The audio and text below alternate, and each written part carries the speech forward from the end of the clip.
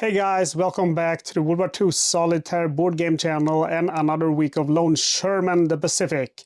It's time to play the last Tarawa beach map, and this is Tarawa Red Beach number 2, cleared east of the airfield. So this is scenario number 9. And our only mission of this map is just to kill everything. So the first thing we need to set up is a heavy artillery piece. So that is supposed to be on the hexagon building facing the small black triangle. See if I'm, yeah, it should be like that. And then we have an AT gun on one random red numbered location. It's going to be location number 4. And then we have 2 tanks also going on red locations. Number 5 and 2.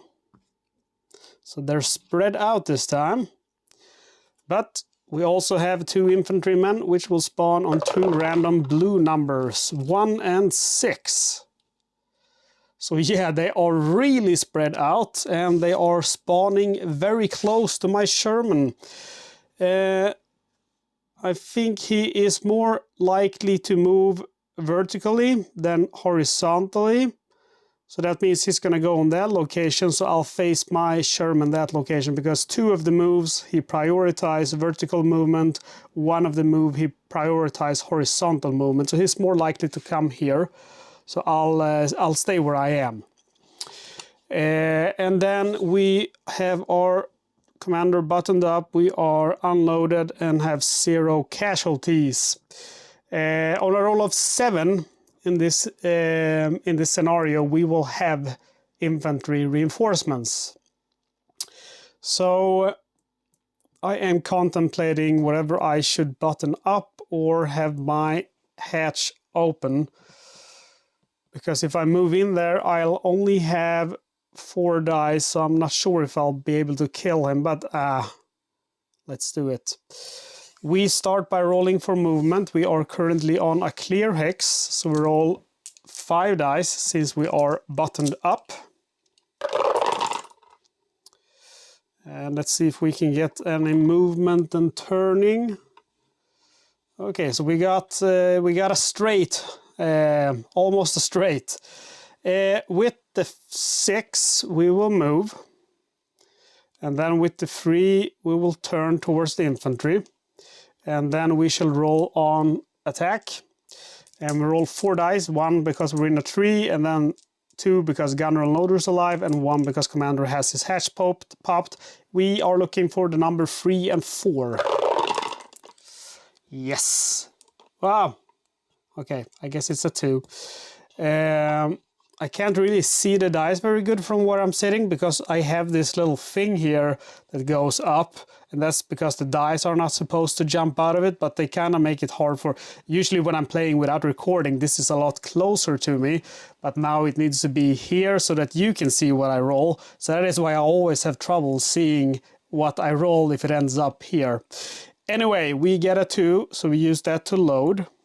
Very good. The 5 is wasted because we can't really fire at anything. Let's see, this guy is a size of 5, 1, 6, 7, 8, 9, 10, 11, 12. I'll only hit him on a 12, so it doesn't really make sense to waste any round to shoot at him. But we will shoot at this infantry soldier. He is a size of 2, he's 1 hex away. He's in a forest, that means 4 or higher to kill him. However, he's directly in front of us, so that means 3 or higher. And we roll a 6, so we have killed our first enemy. Very good. And then we are on table C, we are in the trees, so we get 2 dice plus 1 because the commander is alive. Let's see what fun things we can get. We get movement and turns and a repair. I think I am gonna go ahead and move up. So it's a shame I didn't get another 5, because I could have gotten hold down as well. I think what I'll do is I could go to this position, and that's going to give me some cover. Yeah, I think that's what I'm gonna do. I'll move into this position, and then the other 5 I'll just stay like I am. I guess I'm 3 hexes away from him, 3 from him. Maybe I'll turn this direction because that tank is probably gonna come for me and the infantry. So I think that's the smartest choice. And that's it. No fire level, thank God. And we got remember to check the right column this time. I'm not gonna make the mistake 3 times. I'll try to promise that. Okay, we go for the tanks first. Let's go. Let's always go left to right. So we'll start with the left one. He rolls 4 dice. Okay, so he rolls a 3, which is fire. So that is what he's gonna start by doing. The nasty bugger. And I am a size of 4, 5, 6, 7, 8, and then 9 because of the woods. So 9 or higher to hit, he misses. And then he has a bunch of 4s, which luckily for me are just turn. And he will not turn since he is already facing me. So we roll for the next tank. And he will also fire, and he will fire a total of 2 times. So the first fire, I am a size of 4. I am 1, 2, 3, 4 hexes away. That's 8 or higher. We have 2 woods, so it's 10 or higher to hit. Oh, he hits. So let's see. My frontal side armor is 10. His AP is only 0, so he needs 10 or higher.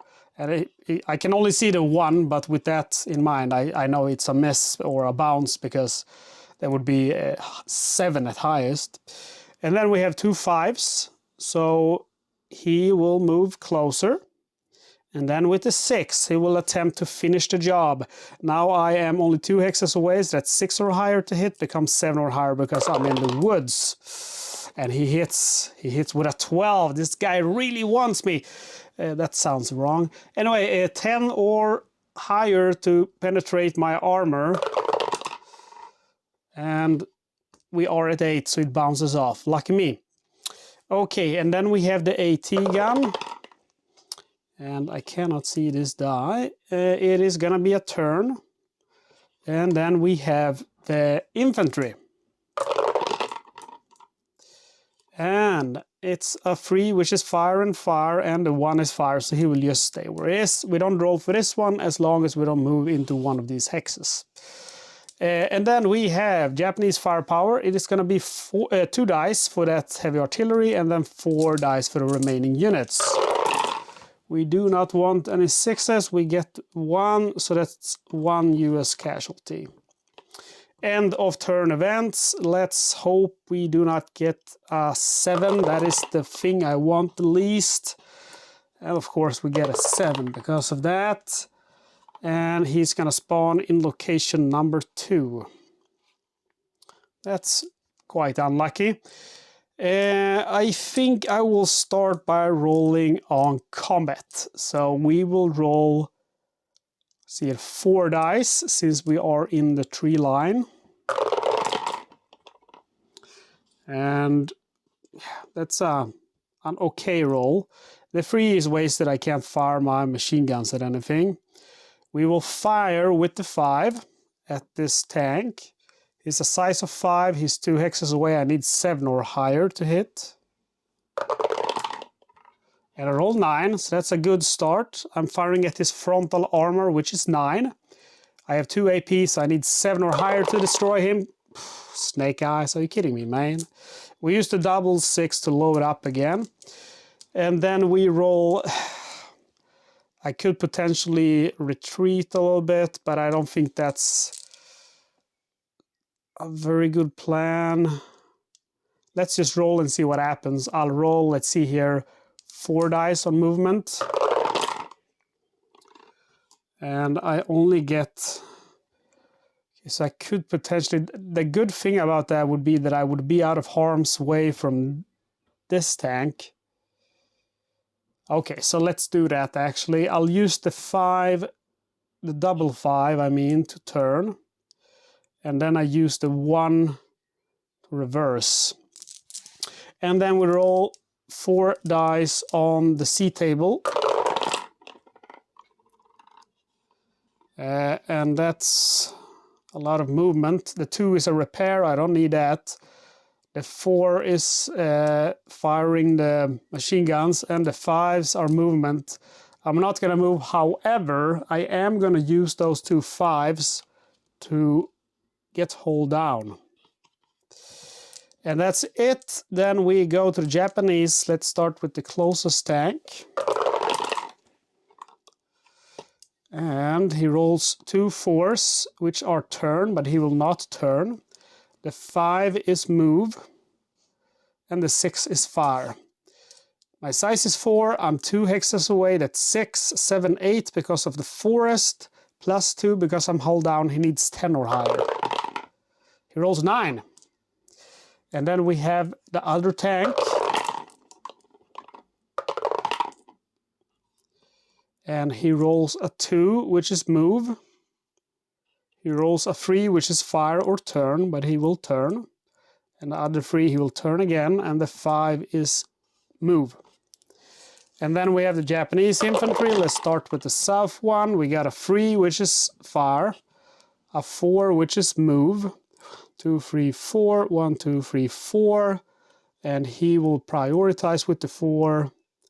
Okay, we have to roll to see where he gets. 1 to 3 this one, 4 to 6 that one. Okay, he goes down here. And then we have a 6, which is fire, which he cannot perform. Next, infantry soldier. We should have rolled for the AT gun first, by the way, but doesn't matter. Got a 2, which is a movement. 1, 2, 3, 4, 5. 1, 2, 3, 4, 5. With a 2, he will prioritize vertical, so he should move down. With a 3, he will fire. With a 4, he will move. He only has one option. It's going to be to this side. Okay, so I am getting surrounded. AT gun. 1, he will turn. Japanese firepower. And it's going to be a lot of dice now since they got that reinforcements. Dropped one on the floor and it was a 6. A cursed 6. Let's see here, only 1 6, that's good news. We have 1 casualty. End of turn events, 10 or higher, please. 8, which is no event. Well, I'm happy with that. I'm still happy with that. Okay, I am going to button up for the very first time in doing all of these 9 videos because those infantry are getting closer. And I don't want my commander to die, so I am buttoned up. I roll on. I'll start rolling on the attack table. I will roll a total of 1 plus 2, so only 3 dice. Since I am buttoned up. And with the 4, we get a machine gun fire. So we'll use that first against this soldier. His size is 2, he's 2 hexes away, 3 hexes away, so that's 2, let's see here, 3, 4, 5, but we have 2 4s, so that's a 7, so I can't hit him. We shall use the 6 though to fire at that tank. His size is 5, he's 2 hexes away, that's a 7, becomes an 8 because of the forest. So 8 or higher to hit. Crap. We use the 1 to load, and that's the negative part about those popping or getting buttoned up, that you get 1 less die. It's a big handicap. I am contemplating whether or not to turn my tank towards the infantry as they are getting closer. Let's roll 3 dice and see what we get. We get 2 turns. I am gonna go ahead and do 2. Okay, I can't quite do that. I'll do it like that then. So I lose my hull down status, but I think it's gonna be positive in the end anyway. We roll on the C table now, and we roll, let's see here, 3 dice. A 1 extinguish, 3 is smoke or repair, smoke. And a 4 is assistant driver, fire machine gun. So let's go with the machine gun. This time we can hit him because, again, his size is 2. He's 3 hexes away, so that's 5, 6, 7 because of the forest. But it's directly in front of us, so it's a +1 to the die roll, so we can get a 7. So only with a 6 do we kill him. Roll a 3. And then it is the Japanese turn. Let's go for the tanks. Start with this one. Yikes, that's... I'm gonna take a lot of fire, guys. The 5 is a move. And then we have 6 3 times. He's gonna fire 3 times now. Crap. Okay, I am size of 4. I am 1 hex away. That's 5, 6, 7 because of the smoke and forest. He hits. He needs 10 or higher. And it's a miss to penetrate. Let's see here. 4, 5, 6, 7 or higher to hit. He misses. Last chance, 7 or higher to hit. He hits. He needs 10 or higher to penetrate the armor. He fails. Next tank. A 1 is fire, but he cannot fire, so he will turn. A 3 is fire, but he cannot fire, so he will move. A 5 is move or reverse, so he will move. Oh, we had a 4. Sorry. So the 4 is fire, so he will fire with that 4. And I am a size of 4 to X's away. That's 6, 7, 8, 9 because of the forest. 9 or higher to hit. He rolls a 4, so he miss. Then he has a 5, and he will move with that 5. Then we have the AT gun, and he will turn. And then we have the dreaded infantry. Let's start with this one to the north. 3 is nothing, 4 and 4 is move. And then we have the next infantry. 1 is movement. However, let's see here, 1, 2, 3, yeah. Okay, he will move also into the forest. And then with the 5, he's not going to move because he can't get closer. And the same goes for the 4. And that's it. We do our Japanese firepower with 8 dice. That's way too many. Way too many for comfort. That's 3 US casualties. We go from 2 to 5. And end of turn events. And it's a 4, which is mechanical failure. We are immobilized. I kind of hoped that it was going to be a sniper, because since I'm buttoned up, that's not going to do anything for him. It is our turn again. We roll on. I'm contemplating whatever to get. I think I'll open up my hatch now, because I have to take out this infantry before they kill me anyway. Otherwise, I'm dead anyway. So we roll on the combat table. We roll 4 dice, and we'll get another chance on the C table. So roll 4 dice. And we only got 1 3, which is very, very sad.